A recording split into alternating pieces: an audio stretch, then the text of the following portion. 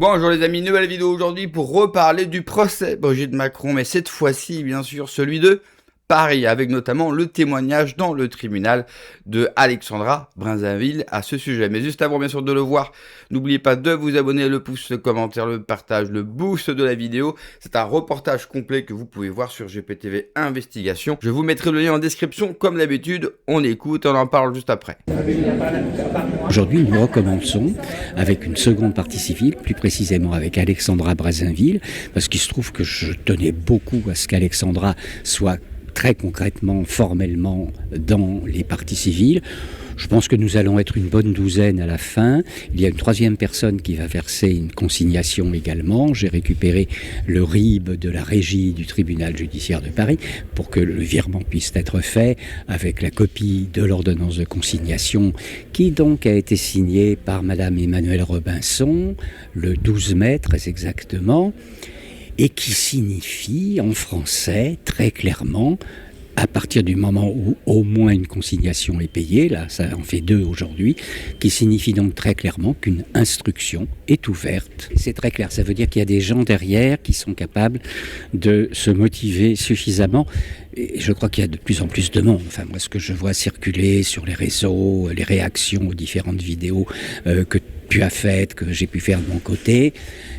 Et puis il y a le drame de la petite Liana dans le Midi, là, qui est en train de réveiller beaucoup de monde. Enfin, on est au cœur de la problématique culturelle, psychologique française, qui est la problématique de la pédocriminalité. Moi, je suis désolé, je vais être méchant, cruel. Comment peut-on éradiquer une pédocriminalité récurrente, répétée, qui s'est répandue dans beaucoup de couches de la société, que ce soit en province ou à Paris? Comment peut-on résoudre ce problème-là avec ceux qui occupent aujourd'hui le palais du souverain peuple, comme je l'appelle, et que d'autres appellent le palais de l'Élysée? Évidemment que le dossier Epstein a révélé beaucoup de choses, a fait comprendre à un certain nombre de Français l'horreur et la barbarie vers laquelle certains êtres humains, est-ce qu'ils sont humains, j'en sais trop rien, sont capables d'aller aujourd'hui jusqu'au viol d'enfants, au démembrement et au cannibalisme, parce qu'il faut appeler les choses par leur nom. Bon, la plainte que nous avons déposée, elle est très bien rédigé, selon les échos des avocats que j'ai pu avoir, de plusieurs avocats, pas seulement celui avec lequel je travaille ou avec son collègue italien, mais d'autres avocats qui ne sont pas directement concernés par cette plainte m'ont tous fait part de leur approbation dans la structure de cette plainte, dans les arguments qui sont évoqués, dans les motifs qui sont évoqués. Et ce qui est très marquant, c'est que la doyenne des juges d'instruction, pour le moment, a gardé le dossier sur son bureau et qu'elle a retenu dans les motifs que nous avions évoqués, j'en avais évoqué 8, on en a rajouté 2 après, dont un avec Alexandra. À la fin, la juge n'a gardé que 4 motifs, mais pas n'importe lesquels. Elle a gardé les motifs criminels, c'est-à-dire le faux par un représentant de l'État, l'usage de faux, le viol sur mineur par personne ayant autorité, viol sur mineur par personne ayant autorité, et puis enfin, atteinte aux intérêts fondamentaux de la nation. Alors aujourd'hui, j'ai l'honneur de provisionner ma partie civile, qui est donc officielle, et qui va étayer le fait que je sois reçu et entendu comme témoin à charge dans l'affaire et la plainte contre X portée par M. Christian Cotten, donc contre la femme du président de la République. Alors moi, mon propos à moi n'est pas criminel, c'est délictuel, donc ça n'a pas été retenu officiellement, donc c'est pénal et non pas susceptible des assises. Moi, je souhaite que l'on revienne sur le fond de l'affaire. C'est-à-dire, Mme Macron aurait pu, dès le départ, arrêter tout. La rumeur, en disant « mais non, je suis une femme conventionnelle, je me présente à la Cour de justice avec mon frère qui est ici, et voici mes comptes rendus de maternité, voici toutes sortes de pièces d'usage que n'importe quelle femme peut produire, bien évidemment. Une femme n'a pas à se justifier qu'elle est une femme. Par contre, je demande à ce que la rumeur soit arrêté et que les personnes qui l'ont propagé soient condamnées. Et la chose était terminée. Malheureusement, elle ne l'a pas fait. Donc, elle a cultivé l'ambiguïté et elle a jeté le discrédit sur des communautés de gens qui ont des différences. Parce que les gens se sont dit, si elle n'est pas capable de prouver la chose la plus simple qu'une femme est une femme, c'est donc que ça n'est pas une femme conventionnelle. Je suis venue en soutien de Christian Cotten, Alexandra Brazinville et les personnes d'ailleurs qui fournissent la provision, donc c'est-à-dire les 8 000 € X fois autant que nécessaire pour consigner. Ce qu'on appelle consigner, c'est apporter une caution à la justice qui sera normalement rendue si la plainte n'est pas considérée comme abusive et diffamatoire. Ça fait quand même beaucoup d'argent, mine de rien. Ça fait beaucoup d'argent, effectivement. Il y a même des gens qui vont pouvoir obtenir l'aide juridictionnelle et donc pouvoir se passer, pour continuer donc l'aventure judiciaire, pouvoir éviter d'avoir à sortir ce chèque. Il y a plusieurs raisons. Première, c'est rendre hommage à toutes les femmes qui sont ces parties civiles de cette affaire. Deuxièmement, il y a beaucoup d'hommage aussi aux juges, en justice française qui tient cette tradition quand même très forte française de défendre la justice française. Donc il y a les doyens, il y a les magistrats, il y a les personnes qui aiment la France. Donc aussi rendre hommage à cette personne-là qu'ils ont reçue et qui se battent pour la vérité et justice, parce que c'est pour ça que nous sommes là en fait. Ce ne sont pas les méchants complotistes. Deuxièmement, parce que ce sont les procès, je peux assister à d'autres procès. Pour moi, c'est une continuation de toujours la même, malheureusement, affaire. Donc, ça a commencé déjà avec le procès Natacha Ray et Maître Dongléon, Maud Marion. Ça a duré pendant 4 ans. Donc, j'ai dû assister à 2 dernières auditions à propos d'eux. Et ensuite, troisième, c'était la comment on appelle, cour d'appel. Paris Première. Donc j'ai assisté à ce procès parce que je m'intéresse aussi au niveau des lois. Qu'est-ce qui se passe vraiment au niveau des lois? Donc j'ai constaté que pendant 4 ans, les médias disent une chose, transphobie, transgenre, utilisent ces termes-là. En réalité, dans ce dossier, on n'en parle pas. Aucun mot ne soit prononcé ni de la part des avocats, ni de la part du tribunal lui-même, ni dans les décisions de justice. On n'entend pas un mot transgenre, transphobe, l'homme, tout ça.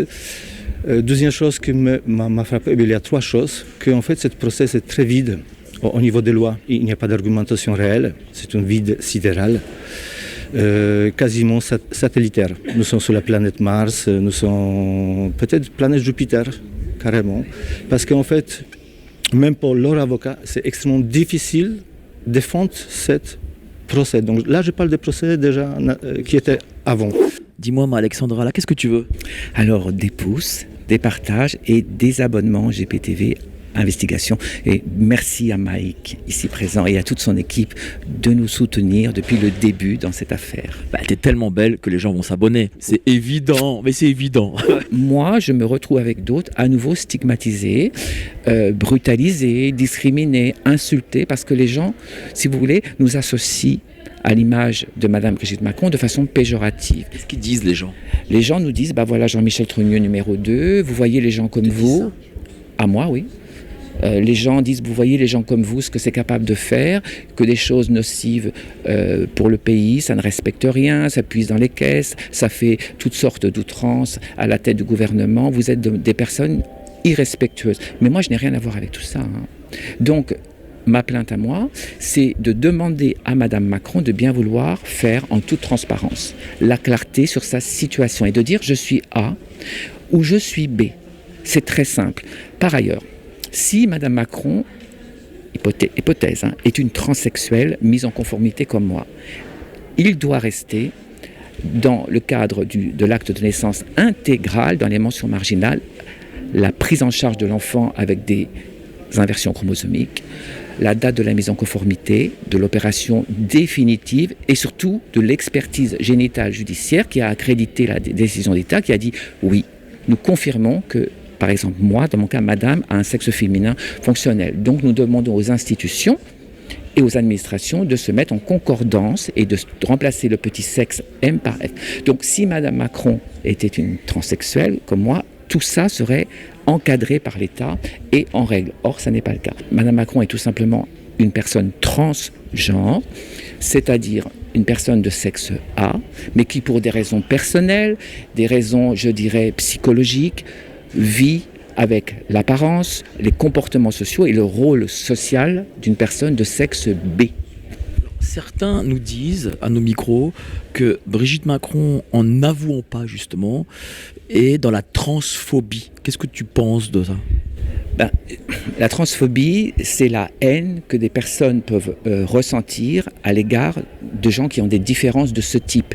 Et quand moi, je me fais de nouveau, après 20 ans de paix et de bons rapports dans la société avec les citoyens et les citoyennes, mes compatriotes, à nouveau agressés parce que cette personne est au pouvoir, je suis dame parce que c'est son état civil officiel, bien sûr, elle exacerbe une forme de transphobie et de haine à notre égard. Et moi, je vais demander très clairement des excuses publiques. Si effectivement elle est différente, c'est de le dire. Et après tout, de dire... Oui, je suis différente, je ne savais pas comment le présenter, parce que c'est pas évident pour une personne à la tête de l'État de dire qu'on est différente. Et j'ai eu quelques modifications, quelques arrangements civils pour essayer d'exister correctement. Parce qu'à l'époque de Brigitte Macron, rien n'était prévu par l'État. Il fallait véritablement avoir été jusqu'au bout des choses, avoir été opéré, avoir été diagnostiqué, avoir été expertisé, ce qui est extrêmement violent et brutal. Et les personnes transgenres ne vont pas à l'opération, pour une multitude de raisons. Donc, ça voudrait dire que Madame Macron n'est pas allée à l'opération ? Madame Macron correspond à ce qu'on appelait à mon époque les transsexuels secondaires, c'est-à-dire des personnes qui avaient pu, dans une première partie de leur existence, avoir une vie totalement conventionnelle. Par exemple, un monsieur qui avait des relations hétérosexuelles avec son épouse, qui avait eu des enfants. Et ensuite, ils ont une deuxième partie de leur existence où la pathologie apparaît, ils disent non, finalement, moi, je suis de l'autre sexe. Et à cette époque-là, le docteur Françoise Macron-Noguès, la maman du président actuel, qui était notre référente du Conseil national, récusait et ne refusait d'intégrer ces personnes transsexuelles secondaires parce qu'elle disait, moi, je ne suis pas là pour faire imploser des familles, mettre à mal des enfants et des épouses, je suis là pour traiter des personnes qui, de façon chromosomique, ont été mal programmées à la naissance. Comment voulez-vous que cela fonctionne en France si la tête est pourrie ? Vous savez, l'exemple commence toujours par le haut. Et quand vous voyez l'état du couple présidentiel, eh bien c'est très compliqué pour qu'ensuite notre société va bien. Entre l'affaire Brigitte Macron, entre Darmanin qui se fait payer une fellation pour offrir un appartement à une jeune fille, entre 60% bien sûr du gouvernement qui a eu des problèmes avec la justice, comment voulez-vous qu'ensuite les Français, la société française, eh bien, suivent un bon cap ? On est quand même passé du général de Gaulle avec sa femme qui payaient leurs factures à l'Élysée, alors que le général de Gaulle était déjà une légende et un héros de l'histoire, eh bien on est passé de ça à Emmanuel Macron. Et le pire, c'est que cela s'est passé en très peu de temps, il n'y a pas 300 ans entre de Gaulle et Macron, et pourtant, notre société a glissé avec une vitesse vertigineuse sans qu'on s'en rende compte aujourd'hui. Alors aujourd'hui, évidemment qu'on s'en rend compte parce que on a atteint une sorte de paroxysme de la décadence, même si je pense qu'on peut aller encore beaucoup plus loin. Mais il y a une bonne nouvelle quand même. Vous avez quand même différents indicateurs qui montrent que la société, en tout cas qu'une part de la société française se rebiffe face à cette décadence et recherche du sens. Merci d'avoir regardé la vidéo les amis, n'oubliez pas comme d'habitude de vous abonner, le pouce, le commentaire, le partage, le boost de la vidéo. Prenez soin de vous, que Dieu vous protège. Allez, ciao.